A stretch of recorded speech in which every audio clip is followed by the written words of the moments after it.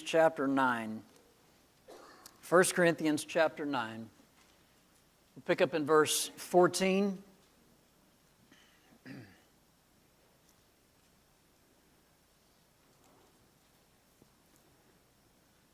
We discussed a really large section of this, and so I'm just kind of jumping down to verse 14 to kind of remind us of what that discussion was really about. Even so, the Lord has commanded that those who preach the gospel should live of or from the gospel. And so we talked about the fact that preachers certainly had a right to be paid by their preaching of the gospel. And so numerous passages going back to verse 9, it's written even in the law of Moses, you shall not muzzle an ox while it treads out the grain. Is it oxen God is concerned about? Obviously, no, it was much more than that. So he had a right to take wages because of preaching the gospel, and he gives numerous illustrations of that through this. And he says, verse 11, if we've sown spiritual things for you, is it a great thing if we reap your material things? If others are partakers of this right over you, are we not more? Nevertheless, we've not used or abused this right, but endure all things lest we hinder the gospel of Christ. And so he says, those even who minister, serve holy things, eat of the things of the temple, and those who serve at the altar partake of things offered at the altar. And so he uses all those things around them. Both the Jews are going to certainly get that. The Gentile, former pagan worshipers, they're going to get that and see that. That's not far removed from the background of the previous chapter where there was discussion, obviously, about eating things that have been offered unto idols. And so all of this is somewhat connected, and we'll start seeing how he kind of starts bringing everything together in this. And so what was, let's see, I want to ask the right type of question here. What was the main message that you would think would be from chapter 8 about the discussion of eating meat that had been offered unto idols? I tried to bring this out and emphasize it several times. We'll find out how good a job I did, but maybe we'll remember at least some part of this. What would you say was the main thrust? What was his point that he's trying to make? Not one particular verse. Just if you had to put it in your words, what would you say? Don't make your brothers stumble so as to retain unity. All right. There you go. Perfect. The idea of retaining unity, thinking about others, right? Putting others and where they are before your own rights and privileges, if you will. And so going back to that, where he started his logical argument was, we all have knowledge, right? And so we know certain things, he says, but just because you know something doesn't mean you need to use it or say it or do it, because you might need to consider the one who's right next to you. And so that was really the thrust of that conversation. This is not going to be far removed from there where we're going, because you still need to be considering those around you. You need to be considering those whom you might have influence over, or those that you might cause to stumble. And so by your actions. And so certainly none of us want to do that. And so, but Paul, obviously, in the middle of all this, kind of jumps to a point, but you'll see how it's connected when we get into the next chapter, especially when we get into chapter 10. But he jumps in here and he has to deal with his apostleship and the right that he has. And he could have taken wages, but he did not. He took wages from other congregations to do their work. Plus he made tents for a while he was at Corinth and didn't charge them anything, if you will. They didn't have to pay him anything. And so that's double-edged. And he kind of brings some of that out a little in the text a little bit. But He says, if others are, verse 12, if others are partakers of this right over you, in other words, to get paid, are we not even more? He says, why? Well, because the signs of a true apostle have been shown to you, right? He was able to lay hands on them, pass along the gift of the Holy Spirit, of which they, remember, he says, you've come behind no other congregation in these gifts. And probably due to the fact that he spent so much time with them. I'm sure there's a good reason behind that. He spent so much time with them, and there were so many opportunities, and so many who had obeyed the gospel. And so there were others then that he might have laid hands on. And so these gifts, they've come behind no other congregation. He makes that point to them. And so, if that's the case, he says, then are we not even more? It says, but we've not used this right, but we endure all things. In other words, we have suffered all things, lest we hinder the gospel of Christ. We didn't want to hinder the gospel among you. And then he goes, so the Lord has commanded those who preach the gospel should live of the gospel. But he says, I have used none of those things, verse 15, nor have I written these things that it should be done for me. I'm not writing to you now to tell you to start paying me. And so he's making sure that that's known. He says, it would be better for me to die than that anyone should make my boasting void. Interesting way to say that. But beginning with verse 15 especially, Paul picks up here, here's why. Here's why I didn't take any funds. And so he's again, still having to defend his apostleship. They were saying, well, because he didn't take any funds, he must not be a true apostle. He says, well, the signs of a true apostle have been done among you. You know that. And so he's forcefully, I believe, declaring that in this, certainly preachers have the right to receive support for preaching the gospel, but he did not do so. And he begins to explain why that is. Again, this is, Paul makes the point here, he says, though I preach the gospel, or if I preach the gospel, King James on the brain there. If I preach the gospel, verse 16, he says, I have nothing to boast of.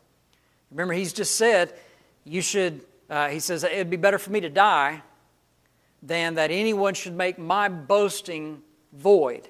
And then he says, if I preach the gospel, I have nothing to boast of. Think about this with me for a moment. He says, necessity is laid upon me. Necessity to do what? To preach, right? To preach the gospel. He says, of necessity, it's been laid upon me to do this. And so, woe unto me if I preach not the gospel, right? There's a curse, if you will. He would be lost. This is more than just a compelling feeling of necessity. I think it probably involves some of that. But this goes even greater. The fact that the Apostle Paul was called literally to go and to be an apostle to the Gentiles,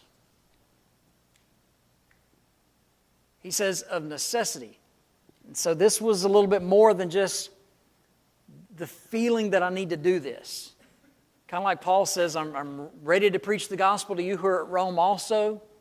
I'm ready. I'm eager to go. I'm compelled to go. I want to go. This is much more than this. I think that's part of it, but that's secondary. The first part of this is the fact that Acts 9, verse 15, it says, he is a chosen vessel unto me, right? That's what Ananias, the preacher, was told by God. He is a chosen vessel unto me to bear my name before the Gentiles and kings and the children of Israel. And so, after that, and by the way, let's just, one passage real quick, Acts 26. This is also part of Paul's defense. Acts 26.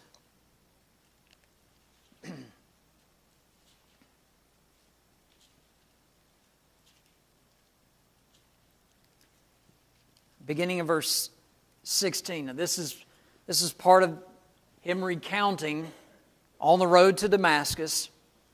So Jesus says, I'm Jesus whom you are persecuting. Verse 15, rise, stand on your feet. I've appeared to you for this purpose, to make you a minister and a witness both of the things which you have seen and of the things which I will yet reveal to you. And I will deliver you from the Jewish people as well as from the Gentiles, to whom I now send you, to open their eyes in order to turn them from darkness to light, from the power of Satan to God, that they may receive forgiveness of sins and an inheritance among those who are sanctified by faith in me. Verse 19, I love this passage. He says, I, King Agrippa, I was not disobedient unto the heavenly vision. I did it. God said, I want you to go. This is where you're going. And I did it. And I went. So, very clear. And so, of course, we know that he did not go back and confer with any of the apostles. And he was gone for 3 years. He spent, and there is where you get that passage where, I think it's verse 17 or 18 there, where Jesus says, and I'm going to yet reveal some things to you. And so I believe it's in that 3-year period where those things were revealed unto him.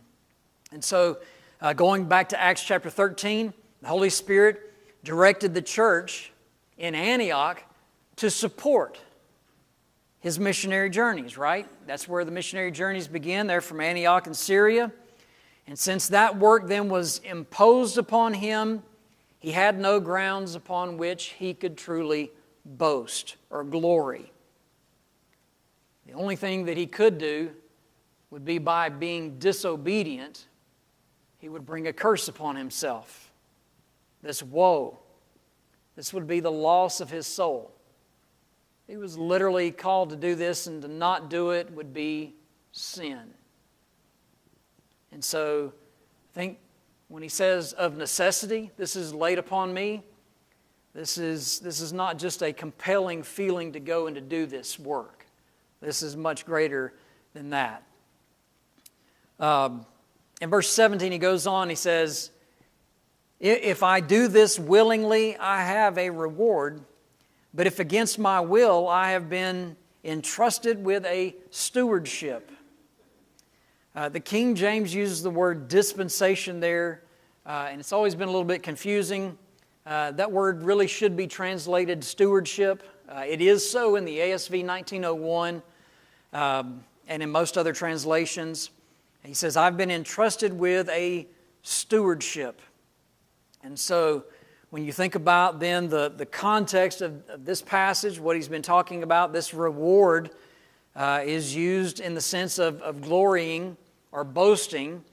And Paul says if he had volunteered for the work in teaching the Gentiles, he says, well, there might be some room for me to boast about it. He said, there's no room for this because this was of necessity. I had to go in to do this. Now, when you add to that, what did Paul learn? Well, Paul in his journeys learned many things. I think he learned certainly how to go from being the chief of sinners to the chiefest of apostles, not by rank, but by work. Paul does boast about that. In 1 Corinthians chapter 15, he says, I'm the least of all the apostles. That's where he starts. That would be by rank. But he says, but I am what I am by the glory of God, and the glory of God working in me greater than them. And so Paul talks about the glorying, but it's not his glorying. It's not his boasting. It's God's boasting that he is glorying about, not his own. He says, the grace of God working in me greater than them. But Paul at the very same time says, I know how to both be abased and to abound. Paul talks about the things that he endured, how he suffered, how he sacrificed to do this particular work. And so where it seems like, well, maybe he would have a little bit of a right to boast a little bit, Paul says, no, I have no reason to boast. This is all of necessity for me to go. And he said, so what is my reward then? That when I preach the gospel, I may present the gospel of Christ without charge. That's my reward. That I may not abuse my authority in the gospel. I don't have to take wages from any man, from any church, to go in and do the work. That doesn't take away the fact that he is an apostle, a chosen vessel unto the Gentiles. And so all this is still part of that argument that he's talking about. Then he says in verse 19, especially down through verse 23, this section kind of runs together. He says, though I am free from all men, I have made myself a servant to all, that I might win the more. And so the second half of this chapter, this would be another key verse, if you will. Though I'm free from all men, I've made myself a servant to all, that I might win the more. How'd you do that, Paul? Well, to the Jews, I became as a Jew, that I might win the Jews. To those who are under the law, as under the law, that I might win those who are under the law. To those who are without the law, as without law, not being a law toward God, but under law toward Christ, that I might win those who are without or outside the law. To the weak, I became as weak, that I might win the weak. Wonder who he's talking about there. Do we have any conversation that would indicate anybody who was weak previously? This is all still coming back around, isn't it? He hasn't really left that part of the argument. Those who are weak, those who are would be offended if someone is eating meat that had been sacrificed, or the leftovers of that which had been sacrificed unto those in those idol temples, those pagan temples. Those would be, he called them weak brethren. Not weak in the faith, but weak because they take that particular position. Yes, ma'am.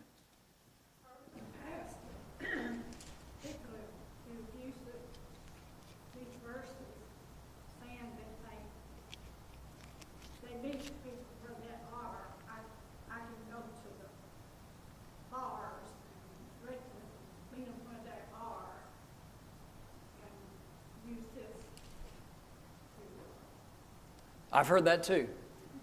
And I think I've introduced you to this Greek word before. You've heard hogwash? Okay. That's hogwash.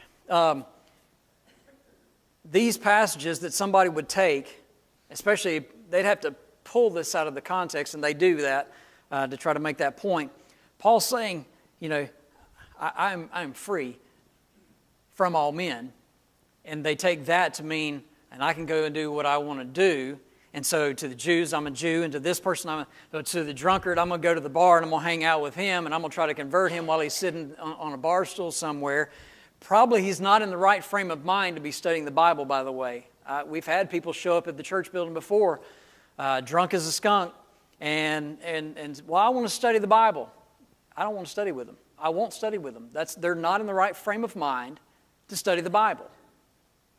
And I'll tell them. If I smell it on them, I'll tell them. You need to come back when you're clean, when you're sober-minded, and I'll gladly sit down with you and study the Bible when you're in the right frame of mind. But right now you're not. You are feeling probably the depression of the alcohol that you've been drinking, and now you have some guilt about you, and yes, you want to do something about it, but go clean up and then we'll talk. Go sober up, and we'll talk. Yes, sir. This stuff kind of gets home with me because my sister OD'd about 4 years ago. And for years she would do it for 35 years probably. And we would talk about things. And she would be good for a while, and she would tell me because she'd go back to dealing with these people. Mm-hmm. And I said, Kim, you've got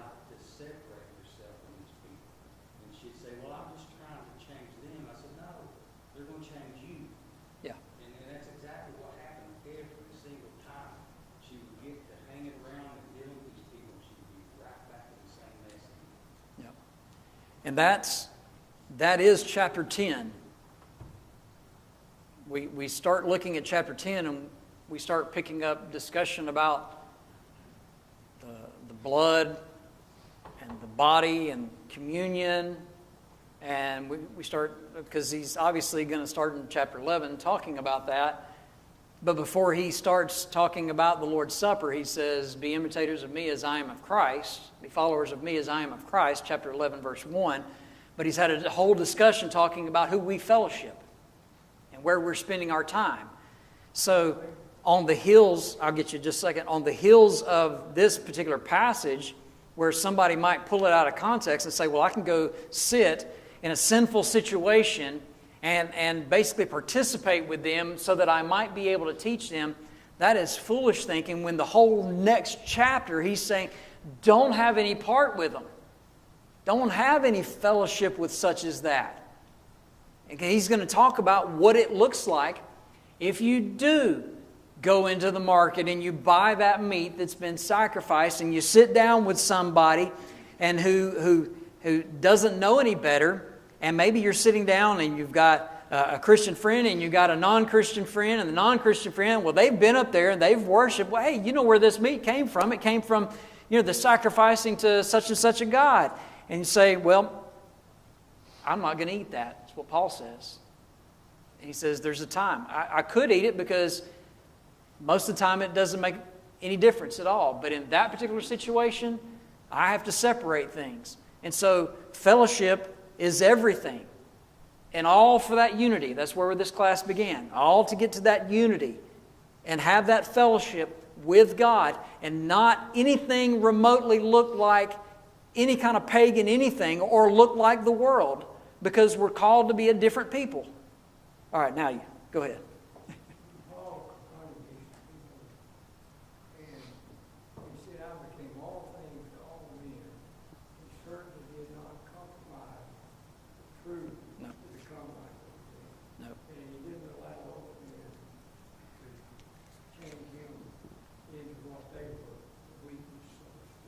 Right.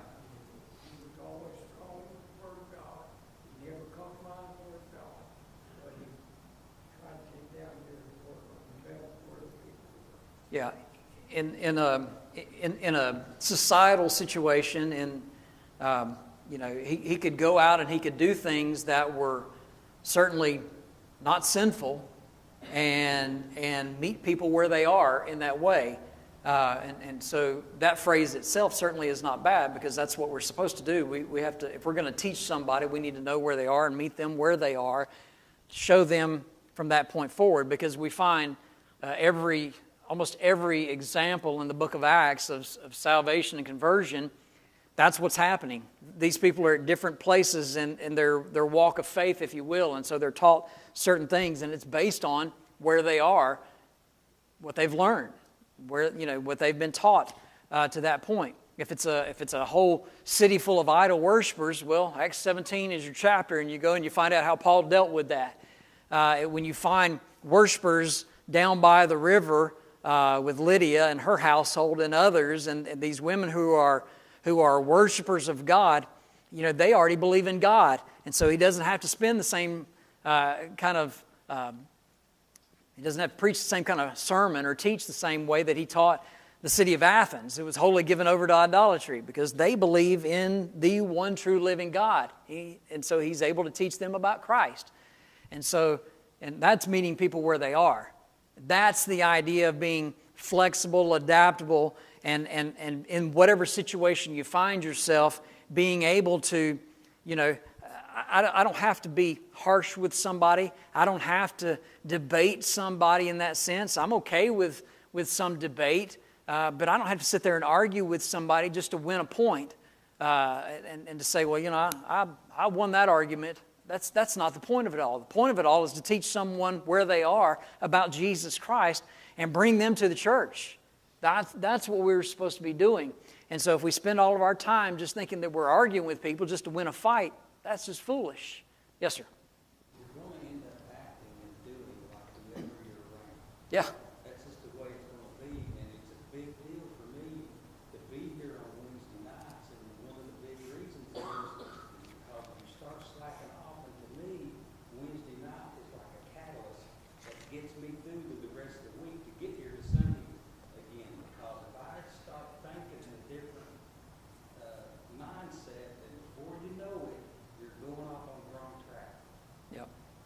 100%. Yeah. Steve? I think a good example of this would be the prison ministry, because with the prison ministry, we are going into the prisons. We're going where they are, and we're meeting them where they're at. And I can tell you, some of the guys in that room are still dealing with addictions. Most of them are, in fact, and they still are dealing with language issues. And some of them will cuss in the session, Yeah. and they'll apologize or whatever. But so what we don't do is we don't say, hey, clean up your life, clean up your act, get off the drugs and fix everything, and then we'll teach you. Now, we teach them where they're at. You don't participate in that, but we meet them where they're at. And so I think that's one example. And then another application of this is sometimes in foreign countries, when we're on mission trips and that kind of a thing, we run into cultural differences. And so, as an example, you could go to a congregation of the church where men and women sit on different sides of the room. That's what they do. So you could go in and make a big deal about that and say, well, the Bible didn't teach that. We don't have to separate by gender, and so that's not right. I'm not going to have anything to do with that. Or you could say, you know what? This is how they do it here, and I'm going to go sit with the men, and Janet's going to go sit with the women, and we're going to practice the way they practice, because there's nothing wrong with that. And Right. to make some big doctrinal point about it would be really offensive and Yeah. go against what we're trying to do. Yeah, especially to come into their culture and to say, no, we have the right to sit together as a husband and wife. I mean, because you do. But in the culture, you're basically slapping them in the face by doing that. And there's certainly nothing wrong with taking the high road, if you will, in that, and saying, look, we don't have to do this. We want to, there's nothing wrong with it, so we're going to do this your way. And all of this, and again, chapter 10, just for instance, just glance over at verse 7. Now in chapter 10, he's going to look back at Israel's history and illustrate for them what this looks like. But he makes a point in here. He says, do not become idolaters, as were some of those Israelites. As is written, the people sat down to eat and drink and rose up to play. And so that would immediately go against, too, the idea of saying, well, I could go sit and do sinful activities to try to convert somebody. That again, it's foolish thinking. Verse 24, let's keep moving forward. Do you not know that those who run in a race all run, but one receives the prize? Run in such a way that you may obtain it. And so the Isthmian Games, similar to our Olympics, basically, were held just outside of Corinth. And so you have that little strip of land right there between those two seas. That was the Strait of Isthmus. And so that's where this area was. And so that's where the games were held. And so Paul is telling Christians, I'll get there in just a minute, Harold. Paul is telling Christians, look at what it takes to become a champion in your physical endeavors. Okay, so if you were going to strive for the masteries, the King James says, if you're gonna try to win the games, then it's going to take some self-sacrifice to accomplish that, isn't it? You're going to have to work hard in every possible way. You're going to have to discipline yourself, and you're going to have to be self-disciplined. You can have other people watch out for you and help you and coach you along the way, but you're going to have to be self-disciplined to do this. And so there's a lot of training, a lot of physical activity that certainly would go along with that. But he says, okay, but we're talking about really spiritual things. So what does that mean? So run that you may obtain it, right? That crown, that Stephanus, that's the victory crown. That's not a crown of rule. That's the victory crown. And so it says, so run so that you may win that crown. And so this is about preparing ourselves for heaven, ultimately, right? So what does that look like? Well, it might look like the Olympics. Studying, applying, working hard to to change our life, to fit the mold of Christ, to look more like Christ. That's going to take some hard work. That's going to take some discipline. That's going to take some self-sacrifice. And so all of those things, why? Because heaven's the goal and heaven's worth it, right? Strive that you may win the victory crown. That's what he's saying. All right, Harold, go back over here. We talked a minute ago about the jail ministry. Some people would say, well, you don't need to be in there. We're doing it the right way. The wrong way would be to say, okay, to get in there so we can talk to these people, then we need to do something wrong so we can go to jail. Right. Yeah. That's the wrong way. Yeah. Great point. We don't need to do that. Certainly not.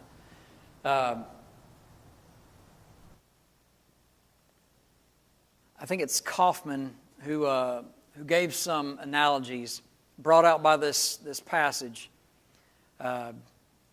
6 analogies and then 2 contrasts. So I'll give you these.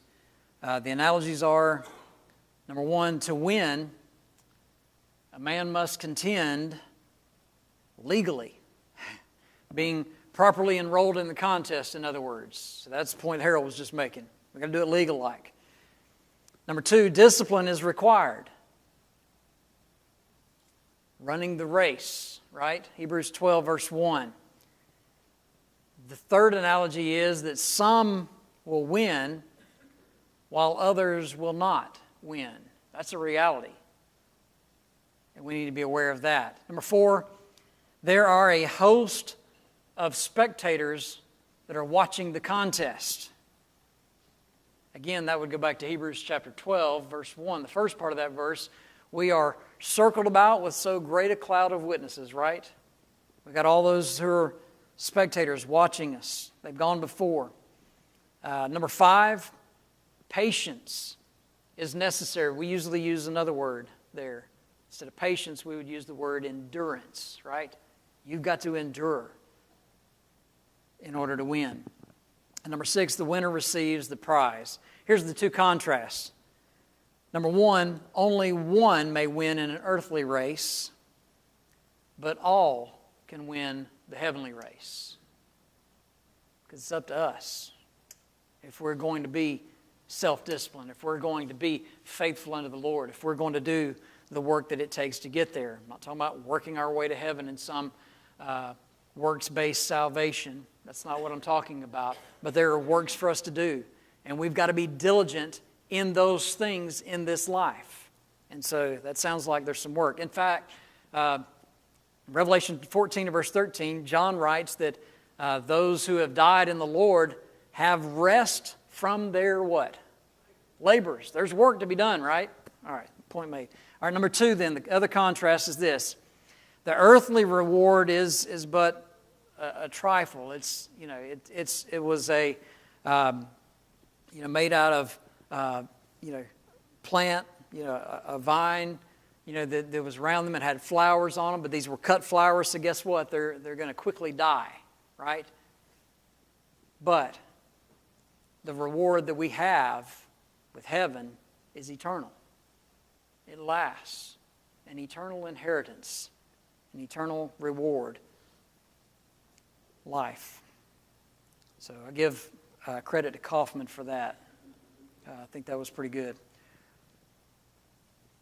Verse 25, is, Paul writes, he says, everyone who competes for the prize is temperate in all things. In other words, he exercises self-control, the ASV says, in all things.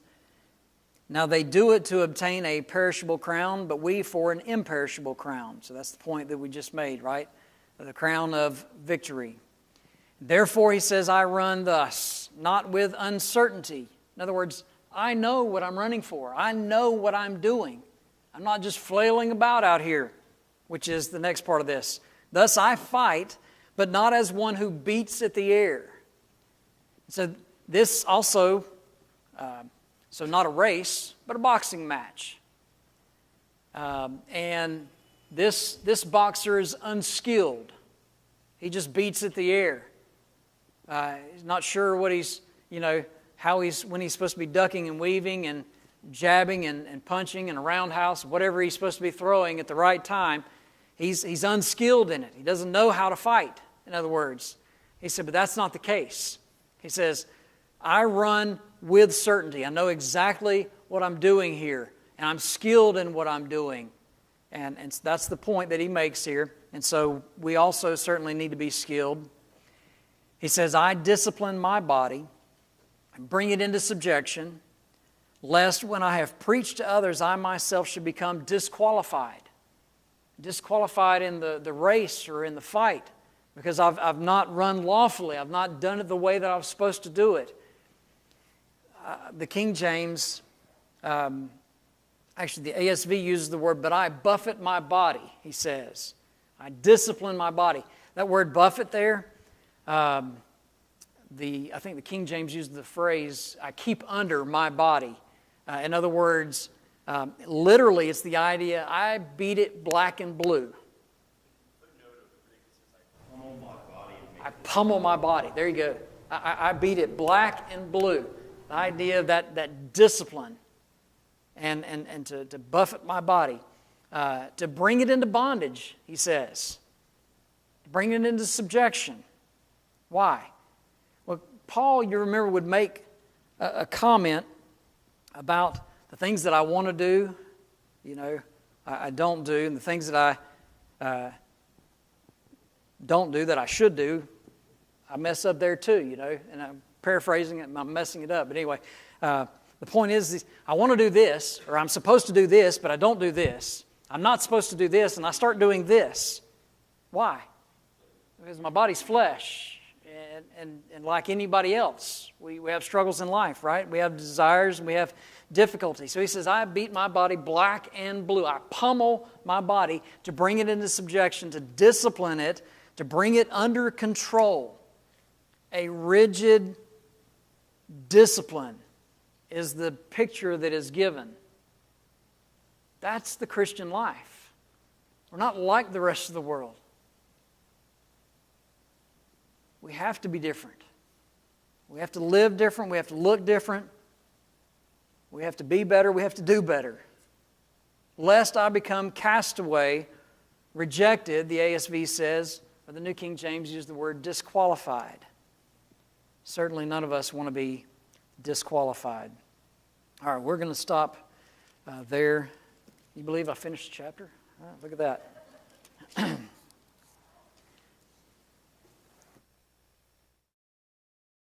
That I missed it big time, but anyway.